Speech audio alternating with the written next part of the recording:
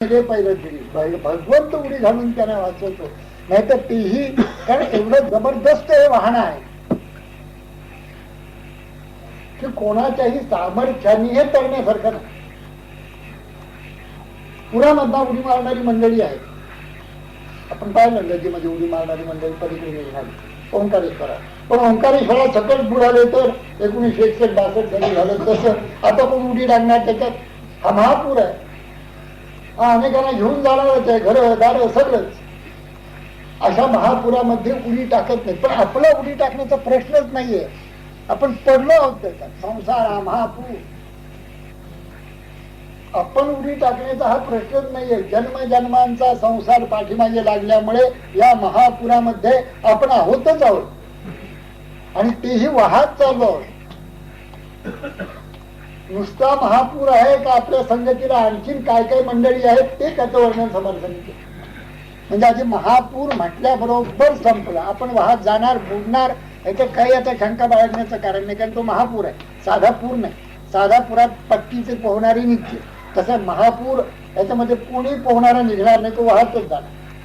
संसार हा महापूर, माझी जळचरे अपार, कितीतरी त्याच्यामध्ये प्राणी मात्र आहेत. काय तुम्हीच पोहायला पडला तर असं समजू नका, अनेक आहेत. आमच्या एका नातेवाईकांनी समुद्रात उडी मारली, बोटीने येत असताना समुद्रात उडी मारली. आता समुद्रात उडी मारल्यानंतर काय, आता माझी जळचरे अपार, कुठलाही मासा घेऊन जाईल खाली. मासे आपण बघितले नसते, मोठा मासा केवढा असतो कल्पना येणार नाही आपल्याला. 250 फूट लांब मासा एकदा त्या किनाऱ्यावर ठेवला असतो मुंबईला, 250 फूट लांब. म्हणजे आता कल्पना करा, ही सगळी इमारत किती आहे, 50 फूट 60 फूट, अशा एकाला एक 3-4 इमारती लावायच्या, म्हणजे जेवढी होईल लांबी तेवढा तो मोठा होता. असा पर्वत प्राय मासा असतो, एक बोटीला थप्पड मारली तो बोट अशी होईल असं. आता ह्याच्यात माणसाचं काय, असे अपार जळचर आहेत, 1-2 नाही.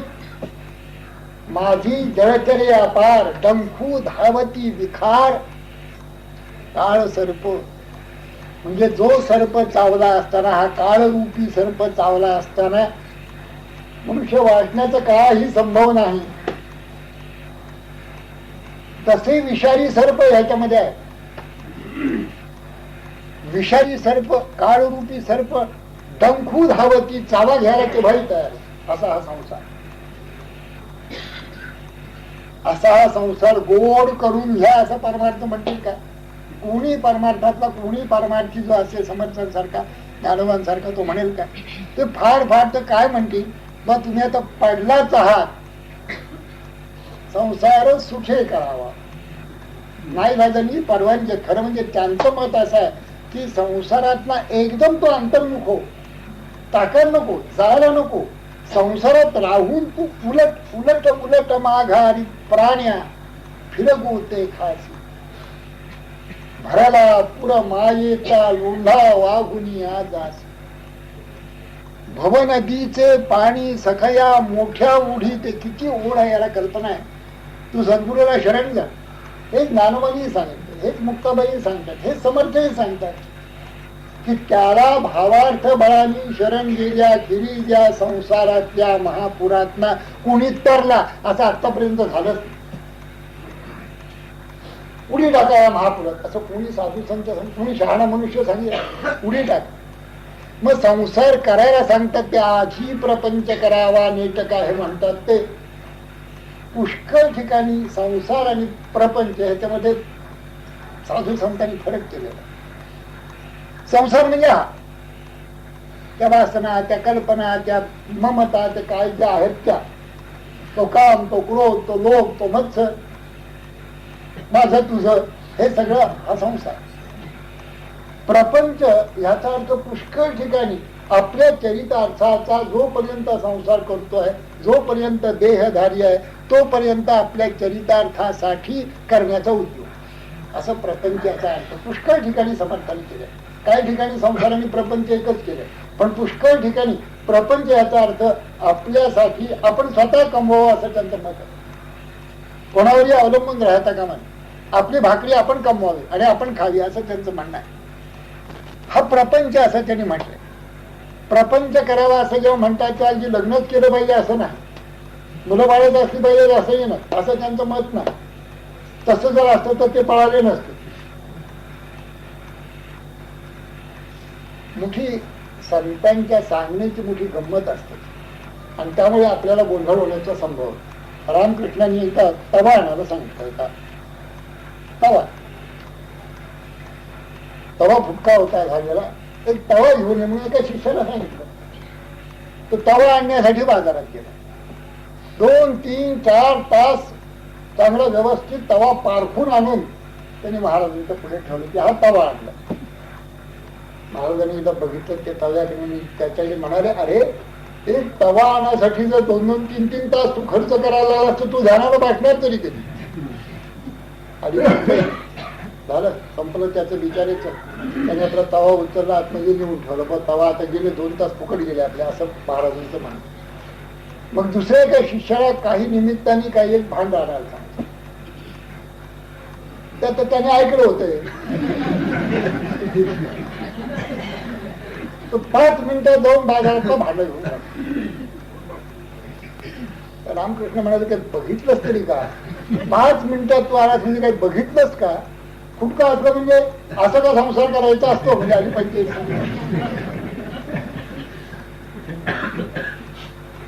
संतांची दृष्टी काय असते त्याच्याकडे पाहण्याची हे लक्षात न आल्यामुळे हा गोंधळ होतो.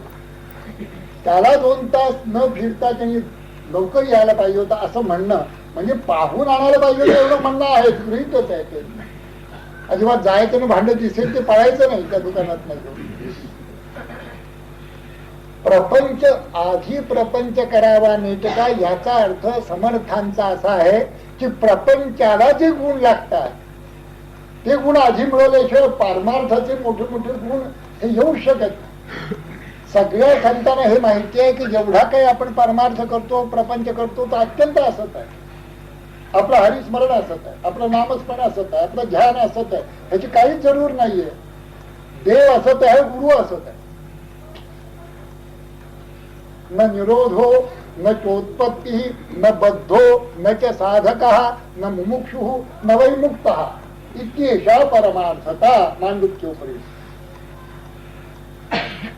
मांडुक्य कारिकेमध्ये गौडपादाचार्यांनी न निरोधो न चोत्पत्ती न बद्धो न च साधका, बद्धही नाही, काही काही उत्पत्तीही नाही, काही लयही नाही, त्याच्या साधकही नाही, सिद्धही नाही. हे ज्याला कळलं तो परमार्थ. समर्थांचं हेच म्हणणं आहे. समाधान म्हणजे काय हे ज्या वेळेला त्यांनी विचारलं शिष्याने, समाधान म्हणजे काय? अरे तू समाधान म्हणजे ते समजतोस की मला शरण आलास, आता मी तुला उपदेश केला आणि माझं आता सगळं संपलं, हे तू स्वप्नातच जागृती आहे. ही स्वप्नातली जागृती आहे, ह्याच्यापेक्षा दुसरं काहीही नाही. स्वप्न ज्याच्यामुळे पडलं ती निद्रा गेलीच नाहीये. समाधान या पलीकडे आहे, त्याचे बोलणे केली घडे. तुला वाटते हे जागृती मजा आली, अनुभव प्रतीची, मला अनुभव आला, मी सद्गुरूंना शरण गेलो, माझं महान भाग्य म्हणून सद्गुरू भेटले, त्याने उपदेश दिला ओम तत्वम सोहम सहा, आणि उपदेश दिल्यानंतर मला जागृती आली. हे जे तुला वाटतं हे निद्रेमधली जागृती आहे, ती झोप गेलीच नाहीये. ज्या क्षणी झोप जाईल त्या क्षणी लक्षात येईल की माझं सगळं करणं असत मध्ये झालं, सत मध्ये नाही. सत एकच परमात्मा आहे, तिथे कोणी कोणाला शरण जायचं बरं, सगळीच्या सगळे परमात्मा स्वरूप आहे. गुरु शिष्य हे उपदेश, गुरु शिष्य, वेद वेदांत सार म्हणून एकच परमात्मा नटून आहे. कुणी कुठल्या परमात्म्याला शरण जायचं. बोध झाला म्हणजे त्याला कुठून कुठे जायला लागत नाही, काही करायला लागत नाही, काही न करणंही नसतं. नैव तस्य कृते ना अर्थो ना कृते नेह कश्चन. काही त्याला करायचा संबंधच नाही. नैष्कर्मेण न तस्यार्थस तस्यार्थोस्ति न कर्मभी न समाधान जप्याध्यात् यस्य निर्वासनं मनः. एकदा पूर्ण स्वरूपात गेला तो म्हणजे त्याला काही जप करून समाधान मिळतं अथवा ध्यान करून समाधान मिळतं असं काहीही नाही. मग आता हे सगळं उद्यापासून फेकून चला, न निरोध होणं चोत्पत्ती, आता काय नको, ग्रंथ नको, जप नको, ध्यान नको, काय असंही नाही. वेदांत शास्त्र खूप खोलवर विचार करतो. हा जे काही दिसणारा आभास आहे त्याला जर नष्ट करायचा असेल तर आभासीतच वस्तू लागते. स्वप्नातली तहान ही जागृतीतल्या पाण्याने निघत नाही, त्याला स्वप्नातलंच पाणी पाहिजे. तो जर म्हणे मी जागृतीतलं पाणी आता आणीन आणि मगच माझी तहान निघेल, असं नाहीये. स्वप्नातली जर तहान लागली आणि स्वप्नामध्ये जर ओढा भेटला त्याला परमानंद होतो की आता माझी तहान निवृत्त होईल, आणि तो स्वप्नातल्या ओढ्यातलं पाणी पितो, तुष्ट होतो. हे सगळं स्वप्नच आहे. पण तर जागृतीतलं पाणी उपयोग नाही. तसं जागृतीमध्ये जे काही होतं त्याला पारमार्थिक सत्तेचं काहीच उपयोगी पडत नाही. प्रपंच आणि परमार्थ अशा दोन बाजूच नाहीये की समर्थ सांगतील आधी प्रपंच करावा नेटका मग पहावे परमार्थ विवेका. हे सगळं कसं आहे, स्वप्नातच आहे. पण स्वप्नातलं जर जागृती यायचं असेल तर स्वप्नातल्याच पदार्थाने तू येशील. म्हणून तू स्वप्नातल्या सद्गुरूला शरण जा, तो तुला स्वप्नातलाच उपदेश देईल. त्या उपदेशाने तुला जागृती आल्यासारखी वाटेल, पण जागृती नव्हे. पण ज्यांनी मार्ग तुला सापडून कदाचित न जाणो, याला वेदांतामध्ये संमाजी भ्रम असं म्हटलेलं आहे. रागारागाने घरात निघून गेला एखादा मनुष्य, काय कुठे जातो काय जातो असं वगैरे रागारागाने निघाला, आणि जो वाटेल लागला तो काशीला येऊन पोहोचला. आता त्याला माहिती नव्हतं काशीला यायचं म्हणून, आपल्याला काशीला जायचं असं माहिती नव्हतं. त्याला परमानंद झाला, काशीला जाऊन पोहोचला. हे आपलं उगतच झालं, सहज झालं. तसं विष्णू नाम घेत असताना, गीता ज्ञानेश्वरी वाचत असताना, गुरु सद्गुरु कृपा झाली असताना सहजच आपण तिथे जाऊन पडतो आपोआप. म्हणून याला संमाजी भ्रम म्हणतात. आपलं काढणं भ्रमिष्ठाच आहे, पण याला संमाजी भ्रम म्हटलं. आणि दुसरा विसंबाजी भ्रम, म्हणजे ज्याने आपण कुठेच जात नाही तो विसंबाजी भ्रम. जर आपण याच्यातच राहिलो द्रव्य दारा इत्यादी मध्ये तर तो विसंबाजी भ्रम झाला, हा संमाजी भ्रम झाला. पण भ्रम दोन्ही एकच, भ्रमिष्ठच आहे. भ्रमेन अहम भ्रमेन त्वम भ्रमेन उपासकाः जनाः आचार्य. भ्रमेन ईश्वर भावत्वम, ईश्वर भाव हा भ्रम, भ्रम मूलम इदं जगत. आता मला तुम्ही सांगा की या संसाराची व्याप्ती किती आहे, की ज्याच्यातनं आम्ही तरुण जातो असं म्हणायचं, किंवा तरुण जाऊ असं मी म्हटलं, किंवा जे कोणी सांगतायत त्यांनी म्हटलं, तर ही संसाराची व्याप्ती केवढी आहे, केवढा अपार हा संसार सागर आहे. याच्यातनं तरुण जायचं झालं तर जसे सारे संत सांगतात भगवंताला शरण जा, तसं भगवंताला शरण गेलं तरच जीवाची. आणि शरण जाणे ह्याचा अर्थ जीवानी भगवंताशी एकरूप होणं. जीव मी भगवंतच आहे या बोधाचे, एरवी संसार सागर नष्ट होण्याची शक्यताच नाही. तोपर्यंत संसार म्हणजे महापूर, त्याचं स्वरूप आपण पाहायचं, त्याची व्याप्ती मी आपल्याला सांगितली किती आहे ती. सगळंच असत तिच्या असत करणं, सत ते जाणार कसं, जे असत आहे ते असतच मिळेल. नाम रूप वर्ण आकाराचं जेवढं विश्व आहे ते असतच जर आहे, त्या असत पासून सत कसं होणार, कसं मिळणार, कसं कथम असत हा सत जायते, असत पासून सत कसं होईल. त्या सतच मुळे आहे, असत नाहीच आहे. अशा बोधात पुढे जर येईल की मी सर्व विश्व नटून राहिलेलं आहे, मी म्हणजे माझा अधिष्ठान परमात्मा अहम स्फुरण, यांनी सर्व विश्व नटलेलं आहे, गोडीनेच गुळाचा आकार धारण केलेला आहे, असा जेव्हा बोध कोणाला होईल त्यावेळेला तो जाईल. हे फार मोठं झालं. पण आपला संसार म्हणजे सगळीची स्वार हे बरं, संसार म्हणजे महापूर इतकं बरोबर. हा महापूर आहे. हे तरुण जाण्यासाठी सद्गुरूला शरण जाऊन ध्यान धारणाची करावी, नामस्मरणाची करावं, पूजा अर्चा करावी, जपजाप करावा असंच संतांनी सांगितलंय. आणि यातून मग या भ्रमाने आपोआपच निर्भ्रम स्थिती प्राप्त होईल की मी तोच आहे, सहा अहम या बोधात तो जातो. माझी जळचरे अपार डंखू धावती विखार विषारी काळ सरतो. काळाने धरलेलीच आहे मानूट. गृहीतैव केशेषु मृत्यू ना, मृत्यूनी ही शेंडी पकडलेलीच आहे प्रत्येकाची. तेव्हा सावधान असं सांगण्याचा हेतू आहे त्यांचा. सावधान, आशा, ममता, देही देही आशा आणि ममता आपण जर विचार केला, केवळ विचार, हा विवेक, तर आशा ही काय चीज आहे बघा, हा मनाचा खेळ आहे की नाही बघा. अशी एक आशा की माझं लग्न झालं ना, मग हे सगळं खानावळीचं जेवण वगैरे सगळं प्रॉब्लेम मिटेल, एकदा लग्न करून टाकूया. एकट्याच होता, पुण्यात राहत होता, आई वडील खेडेगावात होते, हे शिकले, ग्रॅज्युएट झाले, नोकरी लागली, 700-800 रुपये पगार झाला. आता खानावळीतल्या जेवणाचा कंटाळा, आतापर्यंत नव्हता कंटाळा, पण आता कंटाळा. आता हक्काचं मनुष्य जर करायला असलं तर गरम गरम फुलक्या जर करून दिल्या, किती आशा आली. ती जी आली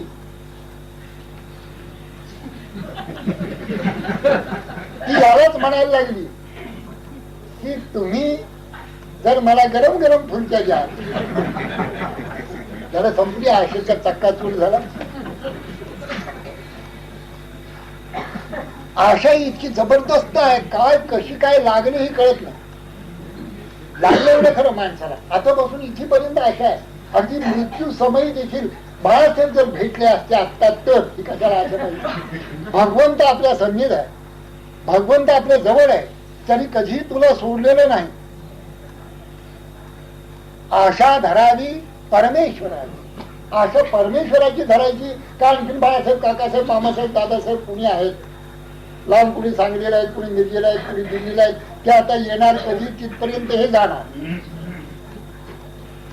अगदी शेवटच्या क्षणापर्यंत आशा. म्हणून ज्ञानोबांनी एका उमेद आशा जैसी दुःखाते व्याधी निंदा दुरीते. म्हणजे आशा जर व्याली तर तिला दुःख या नावाचं मूल होत. आशा जैसी दुःखाते व्याधी आणि निंदा याला दुरीत या नावाचं मूल होत. व्याली दोन्हीकडे घ्यायचं. निंदा करणं कोणाची याला दुरीत म्हणजे पाप त्याच्यापासून निर्माण होत. अशी ही आशा संसारामध्ये किती जबरदस्त आहे. आता एवढा मुलगा राहिला, 5वा, 4 झाले, त्यांचे लग्न कार्य वगैरे मोकळे झाले. म्हणजे आम्हाला सांगतात 70, 75 माणसं येतात. आता बाळासाहेब काही राहिलं नाही. आता एवढा मुलाचं लग्न कार्य झालं तर आता 10वीत आहे. त्याचं एकदा लग्न कार्य आटोपलं की आम्ही आणि ज्ञानेश्वरी, मग दुसरं काय तर राहिलं. तुम्ही तिथपर्यंत सांगणार ना आम्ही आहोत. काय ही आशा. आता त्या मुलगा मोठा होणार कधी, त्याचं लग्न कधी होणार, त्याला मुलगी कोण देणार, तो घर असला तर देणार ना कोणतरी. यांचा 5वा मुलगा हा. ही आशा अति चमत्कारिक आशा.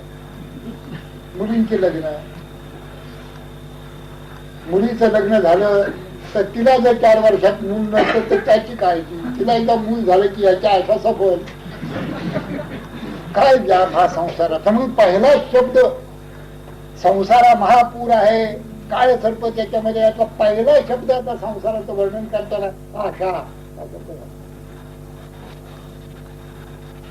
ममता हा दुसरा शब्द आहे. आता काय हे शब्द कसे आपण पारखून घ्या. तिथे तसंच चाललंय. 10व्या अध्यायात जे काही विकार पदार्थ सांगितलेले आहेत ज्ञानोबांनी, भगवंतांनी, बुद्धिर ज्ञानम असमोह क्षमा सत्यम दमः शमः, हे जे सांगितलेलं आहे हे शब्द हे काय आहेत. त्यांनी तर असं वर्णन केले की हे सगळी मंडळी एकदा त्रिगुणात सापडली म्हणजे कशी होतात उलटी पालटी. सत्याचं काय होतं, भगवद्गीतेवर हात ठेवून सांगायचं मी सत्य बोल, असत्य कधीही सांगणार नाही. आता भगवद्गीतेवर हात ठेवायचा आणि तेवढी शपथ झाली, शपथ पूर्व झाली की त्यांनी सुरुवात करायची. आपण तिथे होतात हो हे नव्हतेच मुळी, सुरुवात इथून सुरुवात. हो मी डोळ्यांनी बघितलं, तुम्ही डोळ्यांनी बघितलं. आपण त्यावेळेस तुम्ही मुंबईला होतात असं कळतं. ही मंडळी म्हणतात छे छे असं कसं. मी जी सुरुवात झाली असत्याला, मी इथेच होतो. काय आपण करत असतो जीवनाचं. इतकं सुंदर जीवन भगवंतांनी दिलं. हा संबंध शरीर इतकं सुरेख आहे. 60 वर्ष याला काही होत नाही. पण कल्पना करा एखादी गाडी घेतली 60 वर्ष जर ती टिकली, आपण म्हणतो काय पूर्वीच्या गाड्या होत्या. बॉम्ब झेड मॉडेल अजून आहे पूर्वीच पहिल्या फर्स्ट. 40-40 वर्ष 30-30 वर्ष काही नाही, कुठे रिपेअर नाही, कुठे काही नाही. हॉर लुबाचं झेनिथ वॉच. त्या आजोबा सांगत असतात नातवाच्या लग्नात, हे पाहिलं हे घड्याळ त्यावेळेला आमच्या लग्नात घेतलेलं 12 रुपयाला. ते पहा कसं आहे ते. आतापर्यंत 50 वर्ष झाली. हे 3 वेळा नदीत पडलं, 2 वेळा विहिरीत पडलं. काहीही झालेलं नाही, त्या घड्याळाला काहीही झालेलं नाही. हे तर आताची घड्याळ आहे आणि खरोखरीच आहे. हे घड्याळ मला आता ती घड्याळचीच आहे आणि त्यांना माझ्याविषयी अत्यंत आदर प्रेम आहे. त्यांनी उत्तम घड्याळ म्हणून आणून दिलं मला. मी म्हटलं ह्या घड्याळाचा पूर्वीचा गजर काय आता ठीक होत नाही. आमचं घड्याळ अजब आहे. त्यांचा रात्रीचा गजर लावला तर ते आता दुपारी गजर आता मगाशी गजर झाला त्याचा. मी म्हटलं आता मला जागा व्हायचं म्हणजे झोपलो पाहिजे, रात्री मला वेळेवर जागा व्हायला पाहिजे 4 वाजता 5 वाजता, म्हणून तो गजर लावला तुला. तर असं घड्याळ असल्यामुळे नवीन घड्याळ आला. 4 महिने 6 महिन्यापूर्वी त्यांनी घड्याळ आणून दिलं. इथे बंद पडायला लागलं की ते आमच्याकडे असण्यापेक्षा त्यांच्याकडेच ते असतात. Under repair. आता तिथे 2 महिने झाले. त्याने आज मला सांगितलं की त्या काय चांगलं रिपेअर झालेलं आहे. म्हटलं आणून ठेवा, ते 2-4 दिवस इथे राहील आणि पुन्हा काही काही मुली कशा असतात त्या थोडे दिवस सासरे असतात आणि पुष्कळ वेळा माहेरीच असतात. आशा ममता तृष्णा बेडी ही बेडी. आशा आणि ममता देह भाव वाढवणाऱ्या आहेत असं समर्थांचं म्हणणं. ही देहाला एक बेडीच आहे. हे माझं आहे असं म्हटलं की दुःख आलं. बघा मुलगा माझा आहे, बायको माझी आहे असं म्हणूच नाही. मग काय म्हणा असं विचारते. म्हणजे शहाणे होते 2 मैत्रिणी होत्या प्रवचनाला येणाऱ्या. त्या दिवशी प्रवचन कीर्तनामध्ये बुवाने असं सांगितलं की माझं सगळं टाकून द्यावं, ममता सगळी टाकून द्यावं. प्रवचन संपल्यानंतर ते बाहेर पडले. संध्याकाळी 6-7च्या सुमार बाहेर पडले. बाहेर पडल्या तितके ते मिस्टर चालले. ते दुसरी म्हणाली बघ तुझे मिस्टर चाललेले दिसतात, हात मार. ते म्हणाले मग आता ऐकलंच काय आता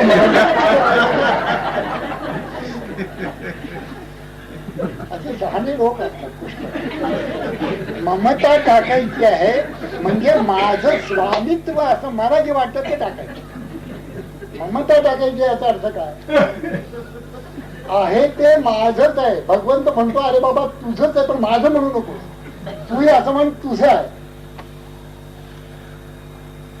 भगवंत असं सांगतो वत्सा जे आहे ना ते सगळं तुलाच दिलेलं आहे, तूच त्याचा उपभोग घे. काय जे आहे ते घर दारे इक्विटी प्रॉपर्टी पैसा रुका काय जे धनधान्य काय असेल ते तुझंच आहे.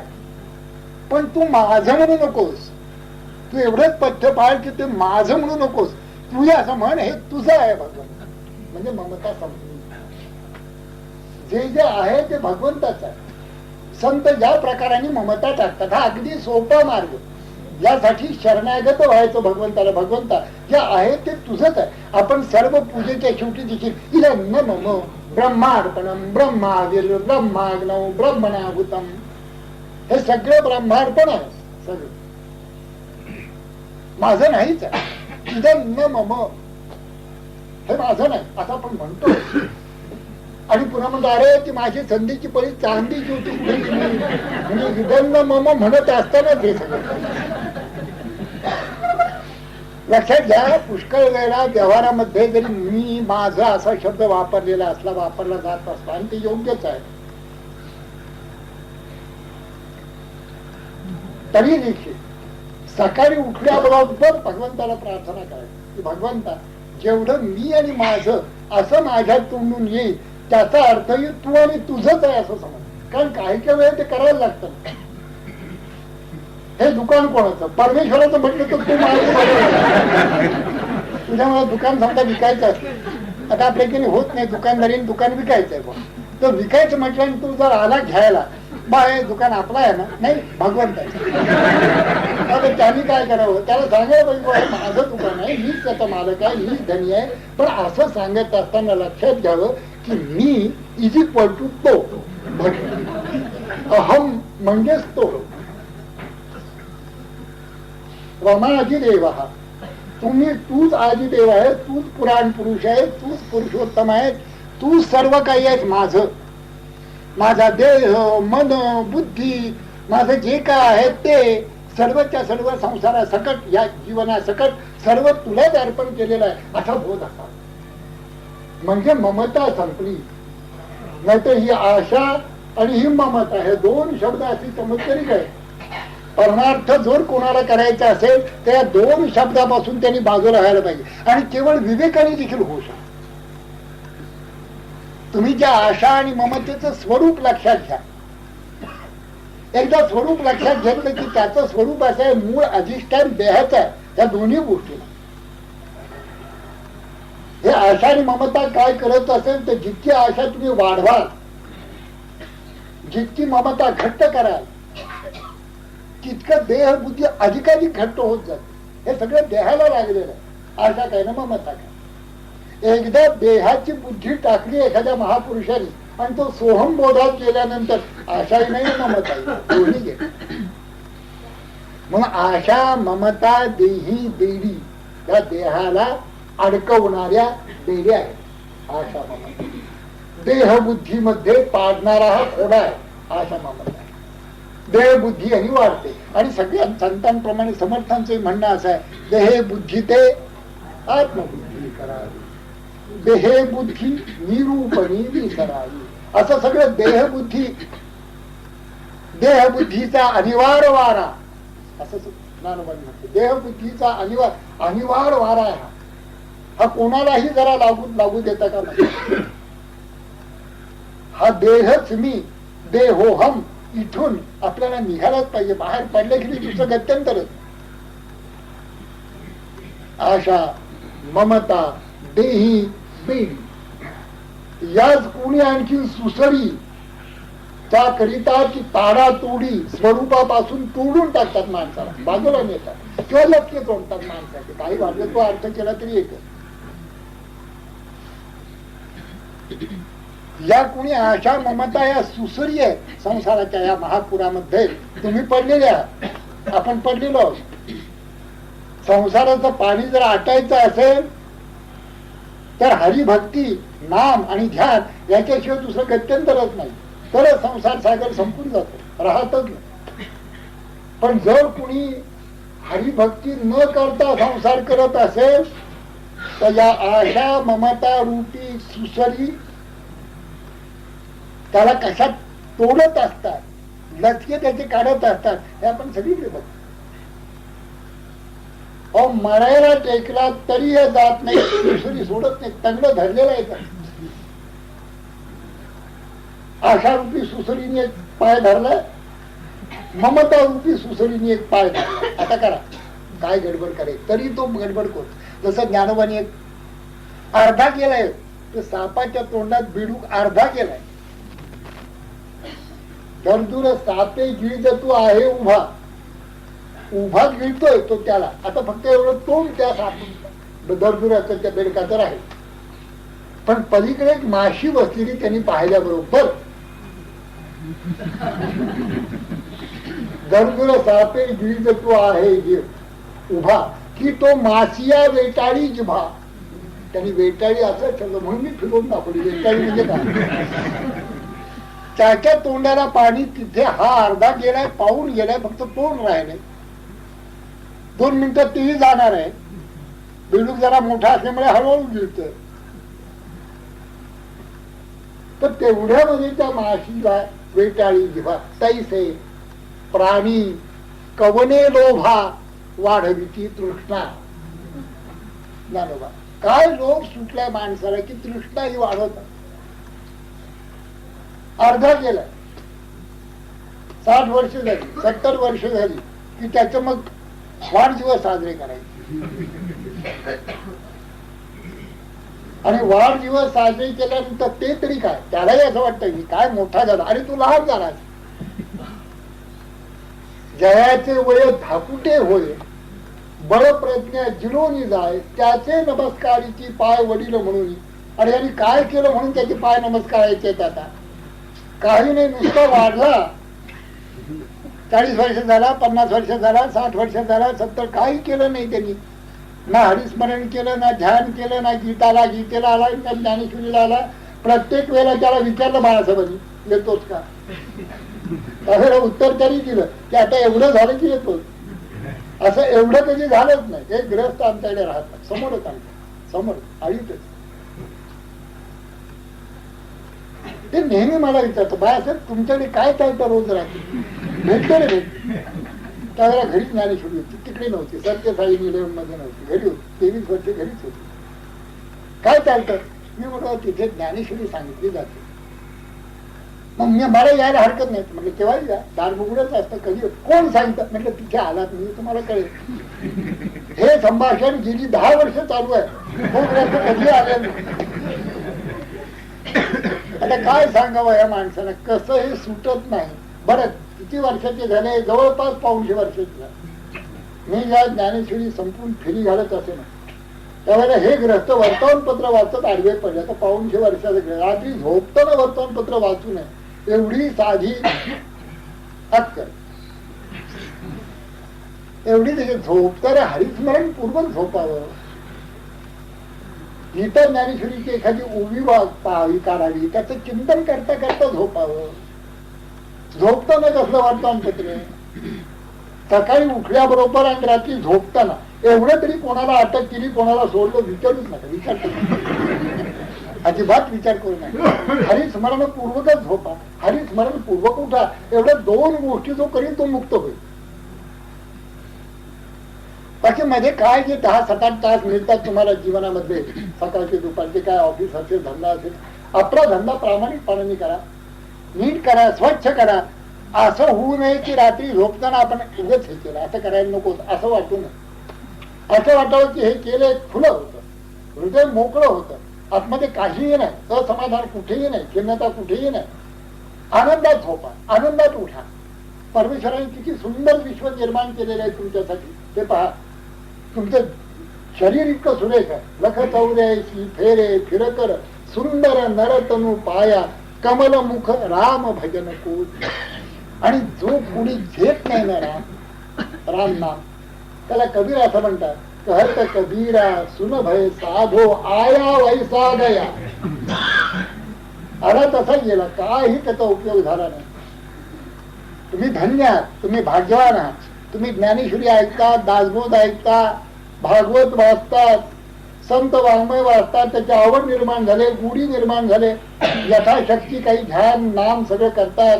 बस किती मिनिटं करताय, किती तास करतात याला महत्व नाही, तुम्ही करता याला महत्व आहे. संप 5 मिनिटं करा, 5 तास करा, तुम्हाला जितकं वाटेल तेवढं करा. तुम्हाला वाटलं डोळे मिटल्यानंतर की बस आता पुरे झालं, बस उठा, पुरे झालं. भगवंतही म्हणतात तथा असतो, बरं पुरे.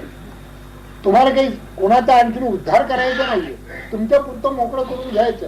काही त्रास नाही, काही गडबड नाही, सहज मोकळा होत मनुष्य. नाही तर मग संसारात काय होतं त्याचं वर्णन विदारक प्रकाश टाकलेला आहे. या 10 ओव्या ज्या पहिल्या आहेत, अतिशय महत्वाच्या ओव्या आहेत. आशा, ममता, देही, बेडी, सुसरी करता, शब्द दिसेल बघा. सुसरी करिता ती ताडा तोडी. आपल्याला वाटतं इकडचा लचका गेला वाटत, ताडा तोडी म्हणत असताना एक तर स्वरूप बोधापासून आपल्याला तोडून टाकतात, असा आशा ममता आहे, हा एक अर्थ. आणि दुसरा अर्थ, ही सुसरी आहेत ना, ते लक्षित काढतात. त्यांचे दात बघितले तुम्ही, सुसरी आमच्या नदीत पुष्कळ तिथे खाडी आहे. त्या खाडीमध्ये रोह्याहून आमच्या गावाला येताना एक मध्ये खाडी आहे, गोफण म्हणून एक गाव आहे, तिथे संबंध सुसरीच आहे, अनेक सुसरी आहेत. काय दात असतात त्यांचे. तुमच्या एकदा घुसले ना कोठरीमध्ये, त्याच्या त्यांना काढणे शक्य नाही, तो गेला घेऊन. काय करतात नाही, ताडातोडी करून. आता स्वरूपात ना एकदा च्युत केलं, तुम्हाला उडून काढलं म्हणजे नेऊन दुःखाचे साकडी माझी खालती. जे अत्यंत आनंद रूप असा तुमचा हा जन्म अत्यंत दुःख रूप करून टाकला. तुम्ही एकदा जन्म दुःख रूप म्हणता, एकदा आनंद रूप म्हणताय, काय चीज आहे? भगवंताचं नाम घेता घेता जो जन्म जातो सुखरूप, भगवंता विरहित जो जन्म जातो त्याच ते म्हटलेलं आहे. जन्म दुःखाचे अंकर डोंगर वगैरे जे काय म्हटलंय ते त्याच म्हटलेलं की जो भगवंताचं नामच घेतो. उलट सुलट वाक्य उपनिषदामध्ये आहे, भगवद्गीतेमध्ये आहे, संत वाङ्मयामध्ये आहे. त्याचा समन्वय नीट लक्षात घ्या. ज्ञानवरजी तसंच म्हटलंय, स्वरूपानंदाने उलट सुलट म्हटलंय, रामकृष्णाने उलट सुलट म्हटलंय, समर्थाने उलट सुलट. एकदा म्हणतात जन्म म्हणजे काय विचार नाही, मला देह परम घबाड असं म्हणतो. परंतु पाहिजे जाड विवेक त्याला तर एक घबाड आहे, वरकडे देह काबाड, नरदेह मोठे घबाड असं म्हटलं. आणि दुसऱ्या ठिकाणी नरदेह परम दुर्लभ येणे घरी अलभ्य लाभ म्हणजे फार सुंदर. आणि मग काही ठिकाणी नरदेह इतकं वाईट आहे, कुष्य आहे, ते वाचा तुम्ही सगळं ते वर्णन, मी आता सांगतच नाही. इतकं वाईट आहे, आल्यापासून जन्मल्यापासून दुःख दुःख दुःख दुःख. अमुक कसलं आहे घबाड असं जर त्यांना विचारलं तर पाहिजे. नरदेह घबाड आहे, विवेक जर असेल तर. आत्मानात्म विवेक केलात नरदेह घबाड आहे, काहीच विवेक नाही. विचार पाहेल तो पुरुष, विचार न पाहेल तो पशु. असं पशुतुल्य जर जीवन असेल तर मग त्याला कसलं घबाड? ते म्हणतात पाहिलं जन्म हा दुःखाचा आहे, सगळा डोंगरच आहे. नेऊन दुःखाचे साकडी. आणि जर याला सुख करायचं असेल, हा संसार सुखरूप जर करायचा असेल तर मग एकच मार्ग आहे, आशा ममता हे टाकून देऊन संसार करायचा. इदन्न मम म्हणून संसार करायचा. आशा ममता देही बेडी सुसरी करिता की ताडा तोडी नेऊन दुःखाचे साकडी माझी घाली. मला नेहमी असं वाटतं, इथं प्रवचन झालं ना, आता वाटतं की कुठे आहे ती आशा, कुठे आहे ती ममता, आणि पार टाकून दिली झोगावी. आत्मजवळ करत असतो, बाकी त्यांचं काम नाहीये. बाकी म्हणतो मुलगा जरी असला विचारत नाही. हल्ली मला मी पण त्याला विचारत. वृद्धाश्रमात गेलो होतो आम्ही, त्या होतं बरोबर. एक बाबा सर्व आशा आणि ममता किती सोपं आहे, संतांनी इतकं सोपं सांगितलंय. आणि तू म्हण राम राम, बाकी मी सगळं करतो असं संत म्हणतात. तू कर ध्यान, मी बाकी सगळं बघतो, माझ्यावर भार आहे सगळा तुझा, माझ्यावर भार आहे. याचा अर्थच म्हणजे असा आहे की तू केलंस की आता तुझा उद्धार आहे. नाही तर मग या आशा ममता तुला दुःखाच्या साखळीमध्ये घातलं तरी राहणार. आशा ममता देही बेडी सुसरी करिता ती ताडा तोडी नेऊन दुःखाचे साखळी माझी घाली. अहंकार नकरे उडविले नेऊन पाताळी बुडविले तेथून या सोडविले नवते प्राणी. पुढला सोमवार नाहीच आहे. माझी जळजळे अपार डंकू धावती विखार काळ सर. आशा ममता देही बेडी सुसरी करिता ती ताडा तोडी नेऊन दुःखाचे साखळी माझी घाली. अहंकार नकरे उडविले नेऊन पाताळी बुडविले तेथून या सोडविले नवचे प्राणी. काम मगर मिठी सुटेना तिरस्कार लागला तुटेना मदमत्सर ओहटेना भूली पडली. पर्यंत आपलं झालं. तिसरा दशक 10वा समास वैराग्य निरूपण आहे, समर्थांनी केलेला आहे. पूर्ण वैराग्यशील महापुरुषांनी वैराग्याचे निरूपण केलेलं आहे. बोलण्यासारखे चालणे स्वये करून बोलणे अयांची वचने प्रमाणे मानसी यमी. आपण जर त्याप्रमाणे केलंच नसलं तर वैराग्यावर निरूपण काय करणार? मागे सांगितलं होतं, जनक राजाची सभा भरलेली आहे. याज्ञवल्क्य राज इथे आनंद नाही का? जो मिळाला ती का आहे, त्याच्यापेक्षा अधिक पाहिजे. जो मिळाला तो दृढ करायचा आहे. मग संसारात आनंद नाही का? धनात आनंद नाही का? घरात आनंद नाही का? आश्रमात आनंद नाही का? ह्या गायी आहेत, हे जे वैभव आहे तुमचं, याच्यात आनंद नाही का? तर म्हणाले आनंद आहे, परंतु आनंद मर्यादित आहे. हे आहेत तोपर्यंत आनंद आहे, हे नसले तर दुःख आहे. मला अमर्याद आनंद पाहिजे, असीम आनंद पाहिजे, मला आत्मानंदच पाहिजे, ब्रह्मानंदाचं जे काही मला मिळाले ते दृढ करण्यासाठी मी जातो. ज्यावेळेला जनक राजाची दुसऱ्या दिवशी सभा होती त्यावेळेला बाहेर उभे राहिले, हातामध्ये कमंडलू, दंड, भगवीसाठी काहीच नव्हतं अंगावर, म्हणाले कमरेला नुसते लंगोटीच होते.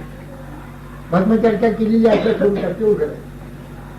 आता राजगुरूंना ओळखलं, थाटामाटात येणारे, रुमामध्ये असणारे ते असे आले, पण त्यांना आतमध्ये सहजच सोडलं, कारण राजगुरूच होते ते, आतमध्ये सोडलं. जनक राजा उठून उभे राहिलेले आहेत. कशा करता महाराज आपण आला, असे का आला? क्षणभर गप्प बसले. राजा याला वैराग्य म्हणतात. केल्याशिवाय वैराग्य सांगणार कसं? वैराग्य म्हणजे काय, केल्याशिवाय कसं? आधी दाखवलं करून मग त्याचं निरूपण, वैराग्य निरूपण. लहानशी गोष्ट सोडायला देखील पंचायत.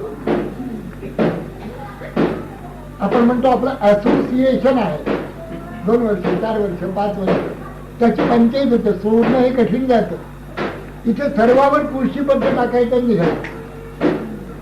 कशाची प्रमाणे मान मराठाबाईचे नाही. राजगुरू होते, राजधर्मामध्ये मोठा मान होता, त्याची पर्वा नाही.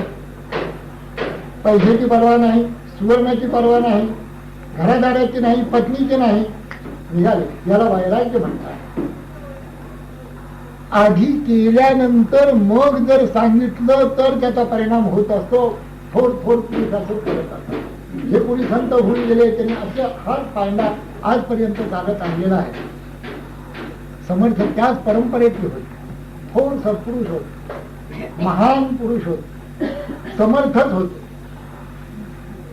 वैराग्याचं निरूपण करताना स्वयं 25, 30, 40 वर्ष वैराग्य आचरून दाखवलं. 12व्या वर्षीच पळून गेले,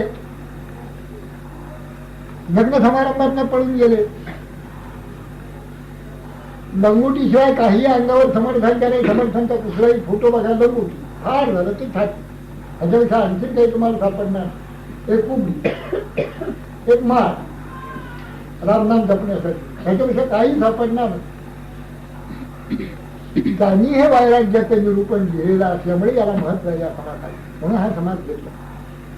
पहिला दशक पुरा झाल्यानंतर दुसऱ्या दशक सोडून गेला, तिसऱ्या दशकात ते 9 समाज सोडून हा 10वा घेतला. कारण संसार म्हणजे काय याचं वर्णन त्यांनी जे केलं आहे ते आपल्याला लागूच असल्यामुळे, आपण ते भोगतच असल्यामुळे त्यांच्यापेक्षाही कदाचित कणभर आपल्याला अधिक माहिती संसारात काय सुखदुःख भोगायला लागतात हे समर्थांनी जे वर्णन केलेलं आहे ते उत्तमच आहे. पण त्याच्यापेक्षा आणखीन वर्णन करता येईल तुम्हा आम्हाला. कारण संसार प्रत्यक्ष कसा दुःख मूळ आहे हे आपल्याला अगदी इंगळ्या लागलेल्याच आहे. कैची सुखनिद्रा अंतरुणी इंगळाच्या निखाऱ्याच्या अंतरुणावर झोपलेल्या माणसाला सुखनिद्रा कसली असं ज्ञानोबा म्हणतात. तसं आपण झोपलेलो आहोत, आपल्याला कल्पना आहे सुखाची निद्रा इथे येण्याची शक्यता नाही. सुख जर पाहिजे असेल तर काही जीवनक्रम बदलायला पाहिजे. नामस्मरण अधिक तीव्र वेगाने करायला पाहिजे. पुन्हा मी नाम घेतो आहे याची जाणीवही राहता कामा नये, असं सहज नाम घ्यायला पाहिजे, व्हायला पाहिजे. चला आपण 12 वाजून 5 मिनिटापर्यंत नामस्मरण करूया, कुठपासून 12 वाजल्यापासून असं होता कामा नये. सहज अखंड नाम चालू आहे असं पाहिजे. ध्यान सहजच आहे, अखंड ध्यान. ध्यान धरते ते कोण, ध्यानी आठवते ते कोण. दोहीकडे अनन्य लक्षणे असले पाहिजे. जो ध्याता आहे तोच ध्येय झालेला आहे असं बोधन केलेलं.